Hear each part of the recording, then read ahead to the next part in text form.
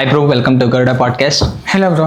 Yeah, మీ పేరేంటి? మీరు ఎక్కడి నుంచి వచ్చారు? నా పేరు సాయి తేజ బ్రో. నేను హైదరాబాద్ నుంచి వచ్చా. ఓకే, ఏం చేస్తుంటారు మీరు? నేను ఇంటర్తో ఎడ్యుకేషన్ ఆపేసా బ్రో. ఏ అంటే నాకు ఎడ్యుకేషన్ మీద పెద్ద ఇంట్రెస్ట్ లేదు బ్రో. అంటే ఎడ్యుకేషన్ అయిపోయినాక 1 year గ్యాప్ ఇచ్చా.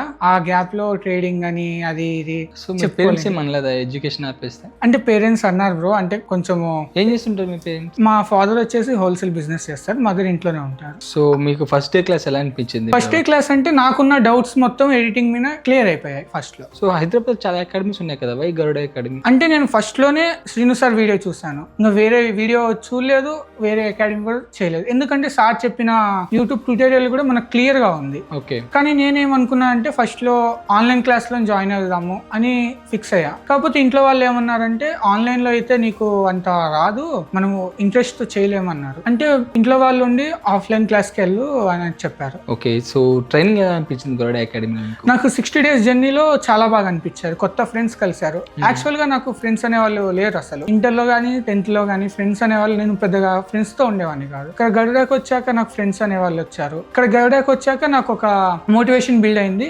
ఓకే, సో గరుడ అకాడమీలో ట్రైనింగ్ అంతా ఓకేనా మీకు? గరుడ అకాడమీలో ట్రైనింగ్ అనేది పర్ఫెక్ట్ 100%. మెంటర్స్ ట్రైనింగ్ ఎలా అనిపించింది మీకు? మెంటర్స్ అయితే చాలా కోఆపరేట్ చేస్తారు. ఏదైనా డౌట్స్ ఉంటే 10 సార్లు 100 సార్లు చెప్పమన్నా చెప్తారు.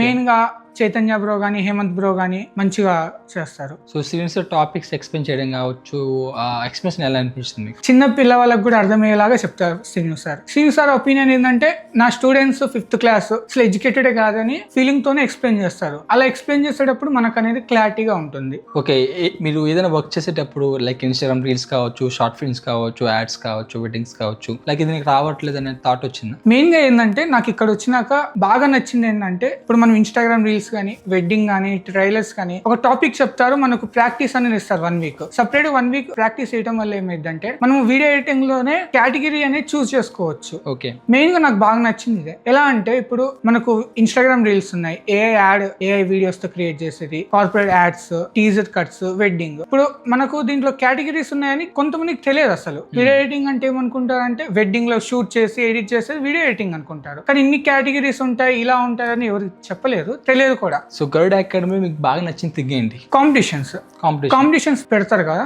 మనకి ఇన్స్పిరేషన్ వస్తుంది. అండ్ పక్కన ఇప్పుడు మీరు చేసిన వర్క్ మనకు తెలుస్తుంది. ఒకవేళ నా దాంట్లో తప్పులు ఉంటే మీ దాంట్లో కొన్ని కరెక్షన్స్ ఉంటాయి, ఆ కరెక్షన్స్ కూడా మనం చేసుకోవచ్చు. ఓకే, సో గరుడ అకాడమీలో జాబ్ ప్లేస్మెంట్ సపోర్ట్ ఉంటుందని చెప్తారు కదా, దానికి మీరు ఏం చెప్తారు? గరుడ అకాడమీలో జాబ్స్ ప్లేస్మెంట్ అనేది చాలా ఉంటాయి.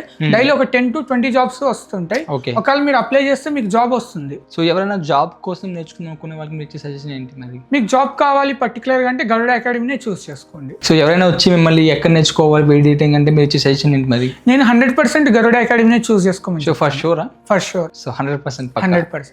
Yeah. So all the best, bro, for your future, and we'll see you soon. Thank you, so bro. much.